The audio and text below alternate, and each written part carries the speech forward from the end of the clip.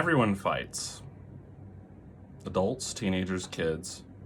We all have lots of different people in our lives every day, and we have to navigate those relationships.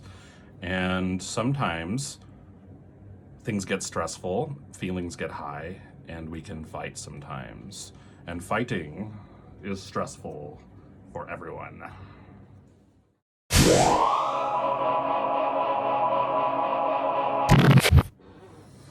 Hello everyone, this is Dr. Pearce, child psychologist, and today I'm here to talk with you about childhood conflict. Now, these aren't kids, but hey, they look kind of stressed out to me, so that's why I'm using them. And the color, blue and red, also will come to bear. So I promise you, there's a reason for the toys. Not that I need a reason.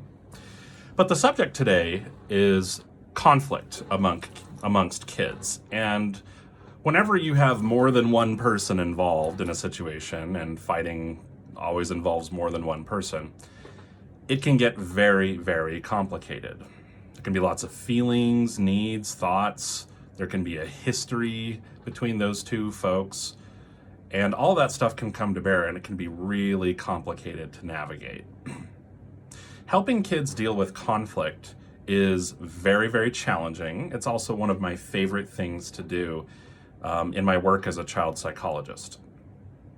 So as is usual with these videos, I like to try to make, one or two or three big points. So today's no different. The two big points that I'd like to make about childhood conflict are that first, the toy is not the thing. Meaning that whatever it is that kids are fighting over usually is not really what matters in the fight. And I'll explain more about that here in a bit. The second thing that I want to talk about is how fighting is a pretty normal thing, and we don't want to think about not fighting. We want to think about fighting well. And I don't mean winning, but I mean fighting the right way. And we want to teach kids how to do that, and so we'll get to that. So, most common scenario that, of course, we run into with kids is we've got, say, a brother and a sister, and we're fighting over, a toy. Hey, it's a cute little froggy. I'd fight over it too. And they both are going, oh, I want the toy. No, I had it first. Rah! And then a fight breaks out, and everyone is all stressed out. I don't know. I know, they're kind of creepy. They're cute. I found them at the store the other day. I couldn't resist. So the most common response that I see to that situation, the two kids are fighting over the toy, is, of course, yoink, fine. You can't play nice with the toy, then no one gets it. Now, again, I understand where we're coming from. We're trying to say, okay, great. You guys need to understand that fighting is not good. And if you're going to fight over the froggy, then we'll just take the froggy away. The problem with that, though, is that the froggy was never the thing. No, the toy's not the thing. The video game's not the thing. Whatever. The fight is the problem. And taking the toy away doesn't teach anyone how to navigate a fight well. You can see how that might be. If suppose you and your spouse were fighting over whether to spend the coming weekend at home or going on a trip, taking away both the home and the trip and just saying, fine, no one gets anything, isn't really going to resolve anything. And this comes back to something I say on this channel over and over and over and over again, which is that punishments don't teach skills.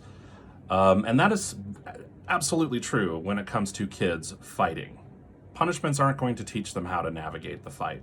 So the first thing that we need to focus on with fighting is we must fiercely resist the urge to simply remove what it is that kids are fighting over. Because not only is the punishment not going to teach them anything, but we're also removing the opportunity for the kids to gain the skills that they need. This would be a lot like when, say, you were learning to drive a car. If every time you made a mistake with driving, the car and your driving privileges were removed, for like a week or something like that, it removes the opportunity for you just to go, oh, okay, that didn't work out. What do I need to do? I don't really know what to do. Well, you need to parallel park this way. I hate parallel parking, but okay, let me try it again like this. Well, better, not quite. See where I'm going with this? The way that we learn skills and the way that we learn more effective behavior is by behaving, getting feedback in the moment, making a new attempt with that feedback, getting feedback again, and so forth until we get where we want to go. So you can see how simply removing something isn't going to, number one, teach the skill, and number two, it doesn't really address the fight itself. Which leads me to my second point about conflict amongst kids. The fight, or rather, the toy is not the thing. The thing is right here between these two little people. Which is to say that fights tend to involve a lot of feelings and a lot of skills at managing those feelings. Think of the last time that you were in conflict with someone. Did you feel just fine about it? No. You probably felt hurt, scared, angry. You felt like some injustice occurred towards you. You felt wronged. All of those things are perfectly normal when there's a fight between two people, kids included. And very often, what needs to happen for that fight to be able to work better is for those things that we feel and the skills that we are missing in handling those feelings to be appropriately addressed. So, if we go back to the scenario of, toy and we're fighting over it and I had it first and all that. So the two big things here regarding feelings and skills that are likely going on and very frequently going on are as follows. There's anger, and underneath that hurt, but we can just focus on the anger for now. And so we need to focus on how to express the anger, because the anger is not wrong, but we need to focus on how to express it better. Like, okay, brother, you need to say, I don't like it when you take my toys. And sister, you need to say, well, can I have a turn, please? And very often kids who are fighting a lot really, really, really do need to be hand over handed like that, at least in my experience. The second big thing, so that's often the feelings aspect of things. The second big thing is learning how to share. And very surprisingly to most folks, many kids either really don't understand how to share too well, or they lose access to what they know when their feelings get too big, and so they still need help remembering and applying. So the big thing that I do with kids is I basically take charge of a turn-taking system, which is to say, okay, well, I didn't see what happened, but your brother had it first from what I could tell, and so it's going to be his turn for another 10 minutes. I'll set a timer on my watch, and I make a big display out of saying, hey, you know who. And I set the timer, and then once it's up, then I help make sure that that turn-taking system is honored. And I encourage kids to say, hey, can I have a turn, please? And we go from there, because it's surprising at how even some older kids maybe sort of have an idea of how to share, but don't really know how to go about actually implementing it. So that's really, really, really big. The fight is a lot about feelings that aren't being expressed and dealt with appropriately and shared and honored back and forth between the kids, and skills that are not present. So by now you're probably getting the idea that we adults often need to provide a lot of oversight, supervision, guidance, and support to kids when it comes to their fights. And that's basically the same with about every other aspect of their lives, where it's easy for us to operate under the assumption that the kiddo, or kiddos, I guess, in this case, already know how to do everything, but they're just intentionally acting out just because they want to. And we run into a lot of trouble with that assumption, because it's often very much not true. And when we operate on that standpoint, we end up acting pretty punitively, and therefore kind of remove the opportunity for kids to learn the behaviors and skills and take care of the feelings that they need to in order to navigate the fight.